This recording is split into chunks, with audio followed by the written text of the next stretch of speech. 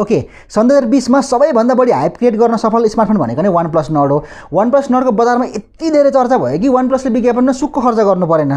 तर OnePlus Nord को जसरी चर्चा भयो नि त्यस अनुरूपको चाहिँ त्यस्तो खास केही पनि देख्न पाइएन OnePlus Nord को लन्च पछि भने। भारतीय बजारमा चाहिँ राम्रै प्राइसमा आउँछ डिभाइस, तर नेपालमा हेर्ने भने चाहिँ अलिकति ओभर प्राइस नै छ डिभाइस। डिभाइसको प्रमुख विशेषता, यसको हाइलाइट फिचर भनेको नै यसमा प्रयोग भएको 5G प्रोसेसर हो। यसमा प्रयोग भएको Snapdragon 765G भन्ने प्रोसेसर हो, जुन चाहिँ Adreno 620 GPU को साथमा आउँछ। यो डिभाइस अन्तर्राष्ट्रिय बजारमा 3 भेरिएन्टमा आउँछ, 664, 8/128 र 12/256 GB स्टोरेज भेरिएन्टमा आउँछ। तर नेपालमा चाहिँ डिभाइसले एउटै भेरिएन्ट मात्र लन्च गरिएको छ, 8 GB र्यामको साथमा 128 GB स्टोरेज। त्यसको मूल्य राखिएको छ ठ्याक्कै 54,000 रुपैयाँ। अब यो प्राइस भनेको चाहिँ अन्तर्राष्ट्रिय बजारसँग तुलना गर्ने हो भने चाहिँ ओभर प्राइस नै हो।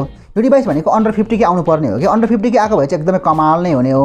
नेपालमा लन्च भएको 8/128 GB भेरिएन्टको मूल्य भारतमा 28,000 आइसी, यानि कि लगभग 44,000 जति नेपाली रुपियाँ छ। अब नेपाल भनेको चाहिँ 54,000 भनेको लगभग 10,000 रुपियाँ नै महँगो हो। समग्रमा हेरेमा यो डिभाइस एकदमै राम्रो छ। यसको डिजाइन लुक्स एकदमै कमालको छ, एकदमै आकर्षक अनि एकदमै प्रिमियम फिल गराउने खालको छ।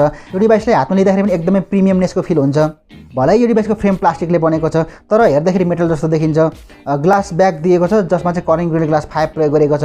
अहिलेको डिस्प्ले पनि करिङ ग्रेडेड ग्लास 5 प्रयोग गरेको छ। यो डिभाइस प्रिमियम नै छ, तर योभन्दा अलिकति प्रिमियम हुन सक्थ्यो, किनभने फ्रेम पनि मेटलको प्रयोग गरिएको भए चाहिँ एकदमै गजबै हुने हो। अब यो कुरामा चाहिँ OnePlusले कस्ट कटिङ गरेको छ। डिस्प्ले पनि यो डिभाइस एकदम राम्रो छ। 6.44 इन्चको फुल HD plus fluid AMOLED display प्रयोग गरेको छ। 90 हर्ट्जको रिफ्रेश रेट पाउन सकिन्छ। HDR10+ को सपोर्ट पाउन सकिन्छ। डिस्प्लेको ब्राइटनेस पनि एकदमै राम्रो छ। डुअल पन्च होल टेक्नोलोजी प्रयोग गरेको छ। जस्तो डुअल पन्च होल चाहिँ हेर्दाखेरि त्यति राम्रो चाहिँ देखिँदैन, सिंगल पन्च होल भएको चाहिँ एकदम हेर्दाखेरि राम्रो देखियो। Snapdragon 765 भनेको चाहिँ अप्पर मिड रेन्ज सेगमेन्ट एकदमै राम्रो प्रोसेसर हो, एकदमै धमाकेदार पर्फर्मेन्स दिन्छ। चाहे त मल्टिटास्किङ गर्दा होस्, चाहे त गेमिङ गर्दा होस्, ल्याग भन्ने फिल चाहिँ कुनै पनि हालतमा हुँदैन। एकदमै स्मुथ एक्सपिरियन्स गर्न सकिन्छ यसको पर्फर्मेन्सबाट। यो डिभाइसले 5G टेक्नोलोजी सपोर्ट गर्ने भएको कारणले गर्दाखेरि अहिले नेपालमा उपलब्ध सबैभन्दा सस्तो 5G डिभाइस भन्छ यो। तर नेपालको लागि चाहिँ 5G टेक्नोलोजी भनेको चाहिँ आजको डेटमा आवश्यक छैन, किनभने अझै पनि मलाई जहाँसम्म लाग्छ 2-3 वर्षसम्म चाहिँ नेपालको लागि आवश्यक छैन। अब 2-3 वर्षपछि आउने टेक्नोलोजीको लागि आज डिभाइस लिनु पनि खासै आवश्यक पनि छैन, किनभने 2-3 वर्षपछि चाहिँ डेफिनेटली मान्छेले डिभाइस चेन्ज गरि नै हाल्छ, जो कोहीले पनि प्राय गरेर। तर जो टेक्नोलोजी हुनु भनेको आफैमा राम्रो कुरा चाहिँ हो।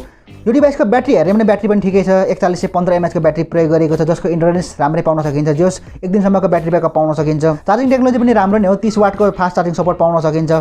यो डिभाइस लिँदाखेरि यो डिभाइससँग कम्प्रोमाइज गर्नुपर्ने कुरा भनेको चाहिँ यो डिभाइसमा 3.5mm अडियो ज्याक दिएको छैन। यो कुरा चाहिँ हुनुपर्ने हो। फ्ल्यागशिप डिभाइसहरुमा त आजको डेटमा दिइरहेको छैन, तर कमसेकम प्रिमियम मिड रेन्ज सेगमेन्टमा चाहिँ दिनुपर्ने हो कि, किनभने अरू सबै ब्रान्डमा 3.5mm अडियो ज्याक पाउन सकिन्छ। मेरो लागि चाहिँ पर्सनली भन्नुपर्दाखेरि 3.5mm अडियो ज्याक भनेको एकदमै इम्पोर्टेन्ट छ। क्यामेरा सेगमेन्टको कुरा गर्ने हो भने चाहिँ यो डिभाइसको पछाडिपट्टि जम्मा 4वटा क्यामेरा पाउन सकिन्छ।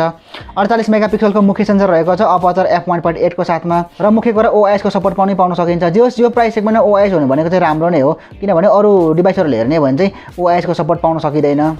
दोस्रो सेन्सर भनेको चाहिँ 8 मेगापिक्सलको अल्ट्रा वाइड सेन्सर हो, र तेस्रो सेन्सर भनेको चाहिँ 5 मेगापिक्सलको डेप्थ सेन्सर रहेको छ, र अन्तिमको चौथो सेन्सर भनेको चाहिँ 2 मेगापिक्सलको म्याक्रो सेन्सर रहेको छ।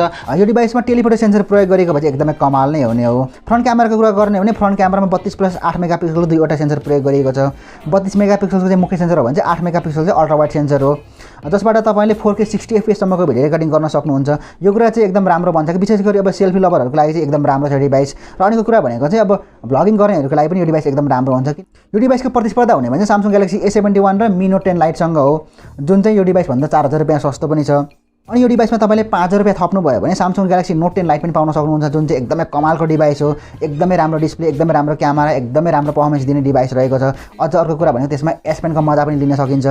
समग्रमा हेर्दा यो डिभाइस एकदम राम्रो हो, तर नेपालमा अलिकति ओभर प्राइस भयो, अलिकति कम प्राइसमा लन्च गर्नुपर्ने हो। अनि अर्को कुरा भनेको यसको टप भेरिएन्ट पनि छ 12/256 GB को, त्यो पनि लन्च गर्नुपर्ने हो। एउटै मात्र भेरिएन्ट लन्च गरेको छ। मुख्य कुरा यो डिभाइसमा माइक्रो SD कार्ड प्रयोग गर्न सकिँदैन, किनभने कतिपयको लागि चाहिँ 128 GB स्टोरेज अपुग पनि हुन सक्छ। समग्रमा हेर्ने हो भने यो डिभाइस भारतमा चाहिँ एकदम भ्यालु फर मनी डिभाइस छ, तर नेपालमा चाहिँ भ्यालु फर मनी डिभाइस होइन, ओभर प्राइस नै हो। जोस यो डिभाइस लिनुको मुख्य कारण बन्न सक्छ यसको अक्सिजन OS पनि भयो हैन। अनि अर्को कुरा भनेको चाहिँ सेल्फी लभर या भनौँ ब्लगिङ बढी गर्नेहरुको लागि चाहिँ यो डिभाइस राम्रो हुन सक्छ। हैन भने यसको विकल्पमा A71 Mi Note 10 Lite एकदम राम्रो डिभाइस छ। अलिकति पैसा थपेर मैले अघि पनि भने Galaxy Note 10 Lite पनि लिन सक्नुहुन्छ। बाँकी कुरा तपाईहरुलाई के लाग्छ OnePlus Nord को बारेमा मलाई तलको कमेन्ट सेक्सनमा अवश्य पनि उल्लेख गर्न नभुल्नु होला।